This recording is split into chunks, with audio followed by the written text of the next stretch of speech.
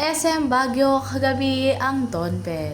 Tila'y nagpakilig sila sa mga tao doon.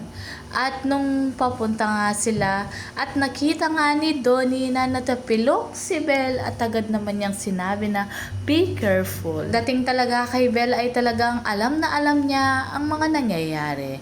Talagang di baling siya ang masaktan, wag lang nga ang kanyang ting. Kitang-kita din kung gaano ka-blooming ngayon si Bel Mariano na kahit nauna nang pumunta si Donnie kasama si Kyle at Shari. Kahit mag-separate ang kanilang mga trabaho ay nananatili pa rin na matatag ang Don Bell.